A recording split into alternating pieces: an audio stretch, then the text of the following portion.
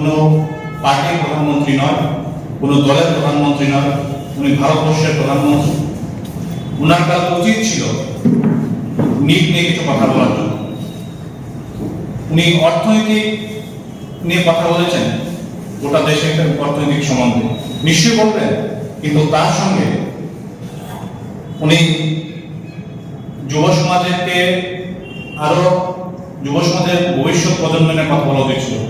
আজকে ওনার সাংবাদিক সম্মেলনের ফলে গোটা তিনটা বিষয় বোঝা যাচ্ছে: এক, গরিবীকরণ; দুই, বাণিজ্যিকরণ এবং ব্যবসায়ীকরণ; তিন, যত ধরনের মাফিয়ার রাজ যুক্ত আছে অবৈধ কাজের সঙ্গে, যা হোক নিট পরীক্ষা, হোক ইউজিসিতে যুক্ত ছাত্রছাত্রীদের যুব সমাজকে অন্ধকার ঠেলে দেওয়ার জন্য, ছাত্র সমাজকে ঠেলে দেওয়ার জন্য, সে একদম প্রকট হয়েছে।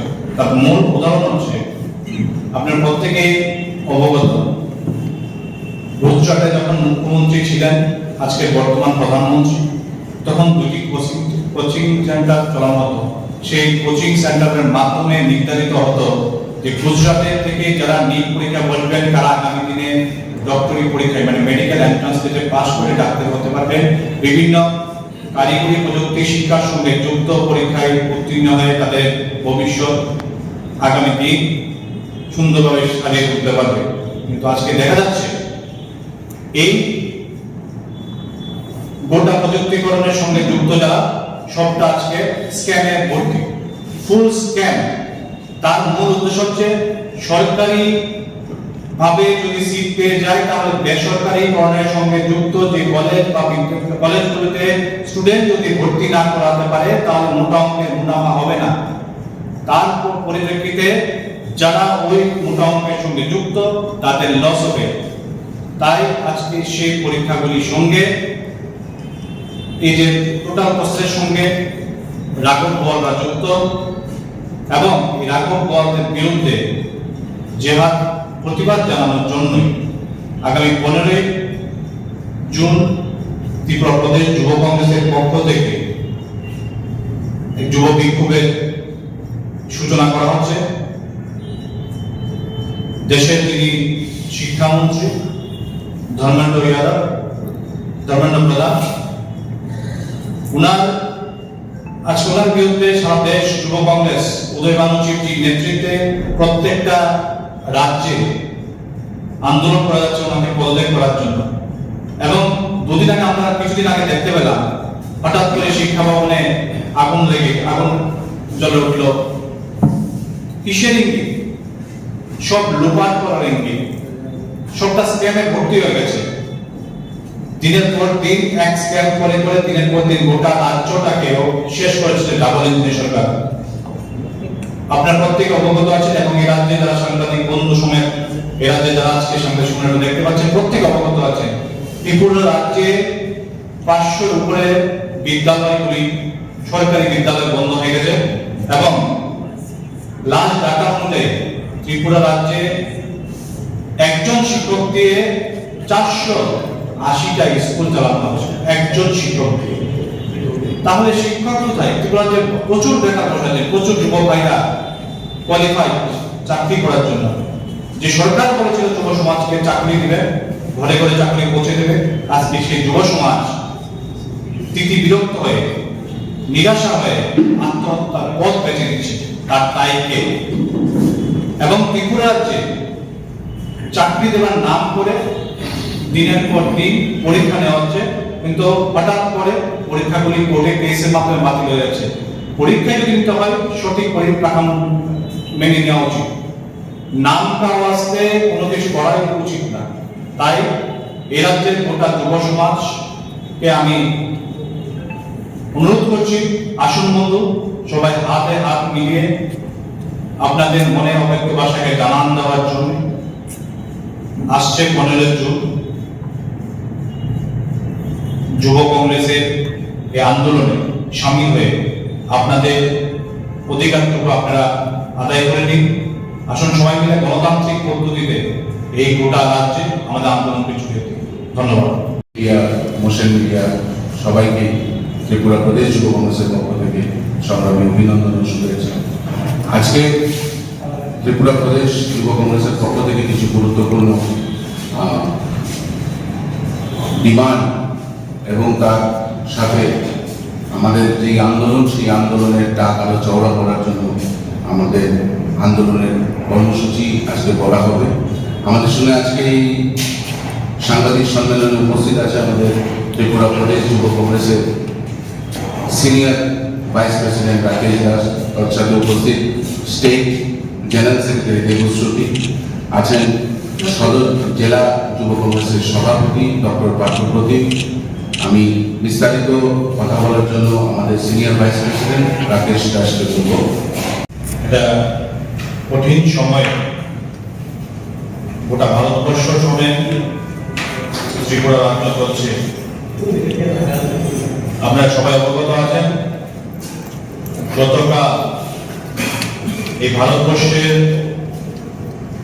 মাননীয় প্রধানমন্ত্রী সাংবাদিকদের মাধ্যমে সারা ভারতবাসীর কাছে এক বার্তা প্রেরণ করেছে। কিন্তু সবচেয়ে আশ্চর্যজনক ব্যাপার হলো গোটা ভারতবর্ষ আজ যে জায়গায় দাঁড়িয়ে এবং বর্তমান পরিস্থিতিতে সবচেয়ে গুরুত্বপূর্ণ বিষয় যেটা ছাত্রছাত্রীদের ভবিষ্যৎ এবং যুব সমাজের ভবিষ্যৎকে নিয়ে যে ঝিলিমিলি খেলা হচ্ছে তার ব্যাপারে কোনো কথা বলা হয়। প্রত্যেকে আপনারা অবগত আছেন, নিট কেলেঙ্কারি হয়েছে 2026 সালের মে মাসে 12 তারিখ হঠাৎ করে নিটের সকল পরীক্ষা বাতিল ঘোষণা করা হলো। তার কারণ কি? তার কারণ একটি, 2014 সালে এই ভারতবর্ষে যারা ক্ষমতায় বসেছেন কংগ্রেস দলকে হারিয়ে, আজকে দেখা যাচ্ছে তারা বলেছিলেন যুব সমাজকে এক দিশায় পৌঁছে দেবেন এবং ছাত্র সমাজকে এক দিশায় পৌঁছে দেবেন। দেখা যাচ্ছে আজ গোটা সমাজ অন্ধকারের সময় হয়ে গেল। নিট পরীক্ষা প্রশ্নপত্র পাস, 22 লক্ষ ছাত্রছাত্রী জীবন নিয়ে আজকে ছিনিয়ে নেওয়া হচ্ছে। শুধু আজকে নয়, 2000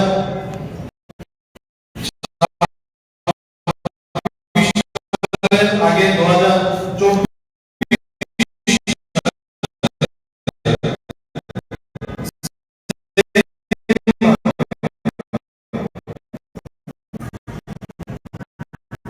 প্রশ্নপত্র পাস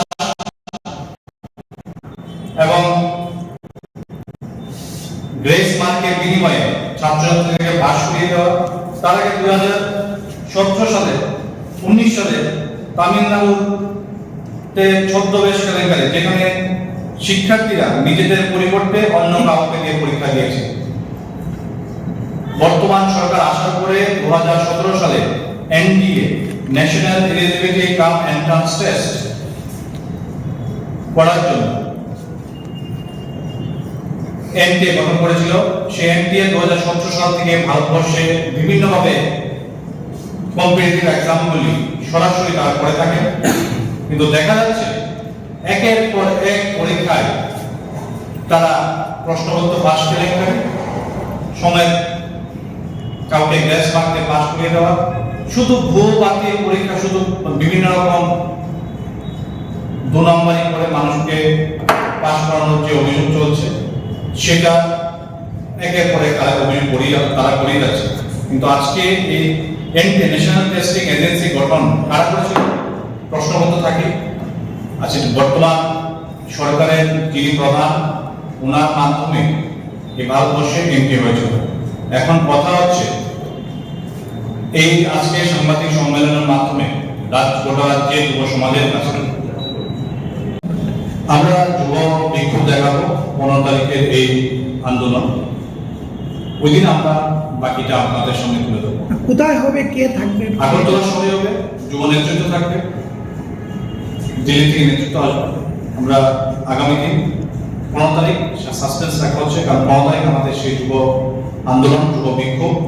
আমরা সরকারি প্রতি প্রতিবাদ জানিয়ে আমাদের টোটাল 5টা দাবি আছে: নিট কেলেঙ্কারি, ধর্মেন্দ্র প্রধানের পদত্যাগ, দ্রব্যমূল্য বৃদ্ধি, সিএনজি, টিএনজি, এলপিজি, পেট্রোল মূল্যবৃদ্ধি রোধ, বেকারত্ব দূরীকরণ এবং ভোটার নেশা ত্রিপুরা রাজ্যকে কায়েম করে নিয়েছে সেই নেশার বিরুদ্ধে প্রতিবাদ জানিয়ে। আপনার প্রত্যেকে অবগত।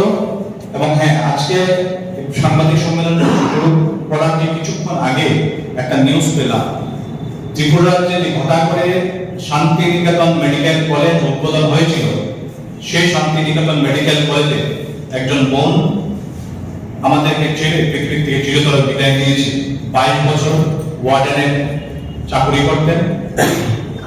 গোটা ব্যাপারটা আমরা এখন দেখি ত্রিপুরাতে আবার তৃতীয় কোনো আর্জি করে ঘটনা হচ্ছে না তো, ত্রিপুরাটাকেও তৃতীয় আর্জি করে ঘটনার সঙ্গে যুক্ত করা হচ্ছে না তো। তাই আমি সাংবাদিক বন্ধুদের মাধ্যমে আবেদন রাখবো, অনুরোধ রাখবো, যারা প্রশাসন আছেন, আপনারা এই 22 বছরের বোনের মৃত্যুর সঠিক তদন্ত করুন, যাতে দেশ এবং রাজ্যটা ভবিষ্যৎ প্রজন্ম বেঁচে থাকে সঠিকভাবে। এই অনুরোধ করে আগামী 15 তারিখ আপনাদের সকলের সহযোগিতা কামনা করে ধন্যবাদ। সবাই, মাননীয় প্রধানমন্ত্রী তো কোনো পার্টির প্রধানমন্ত্রী নয়, কোনো দলের প্রধানমন্ত্রী নয়, উনি ভারতবর্ষের প্রধানমন্ত্রী। উনার কাছে উচিত ছিল নিট নিয়ে কিছু কথা বলার জন্য। উনি অর্থনীতি নিয়ে কথা বলেছেন, গোটা দেশের অর্থনৈতিক সম্বন্ধে নিশ্চয়ই বলবেন, কিন্তু তার সঙ্গে উনি যুব সমাজের ভবিষ্যৎ প্রজন্মের কথা বলা হয়েছিল। আজকে ওনার সাংবাদিক সম্মেলনের ফলে গোটা 3টা বিষয় বোঝা যাচ্ছে: 1, গরিবীকরণ; 2, বাণিজ্যিকরণ এবং ব্যবসায়ীকরণ; 3, যত ধরনের মাফিয়া রাজ যুক্ত আছে অবৈধ কাজের সঙ্গে, যা হোক নিট পরীক্ষা, হোক ইউজিসিতে যুক্ত ছাত্রছাত্রীদের, যুব সমাজকে অন্ধকার ঠেলে দেওয়ার জন্য, ছাত্র সমাজকে ঠেলে দেওয়ার জন্য, সে একদম প্রকট হয়েছে। তার মূল উদাহরণ হচ্ছে, আপনার প্রত্যেকেই অবগত, গুজরাটে যখন মুখ্যমন্ত্রী ছিলেন আজকে বর্তমান প্রধানমন্ত্রী, তখন 2টি কোচিং সেন্টার চালানো হতো। সেই কোচিং সেন্টারের মাধ্যমে নির্ধারিত হতো যে গুজরাটের থেকে যারা নিট পরীক্ষা বসবেন তারা আগামী দিনে ডক্টরি পরীক্ষায় মানে মেডিকেল এন্ট্রান্স টেস্টে পাস করে ডাক্তার হতে পারবেন। বিভিন্ন কারিগরি প্রযুক্তি শিক্ষার সঙ্গে যুক্ত পরীক্ষায় উত্তীর্ণ হয়ে তাদের ভবিষ্যৎ আগামী দিন সুন্দরভাবে সাজিয়ে তুলতে পারবে। কিন্তু আজকে দেখা যাচ্ছে এই গোটা প্রযুক্তিকরণের সঙ্গে যুক্ত যারা, সবটা আজকে স্ক্যামে ভর্তি, ফুল স্ক্যাম।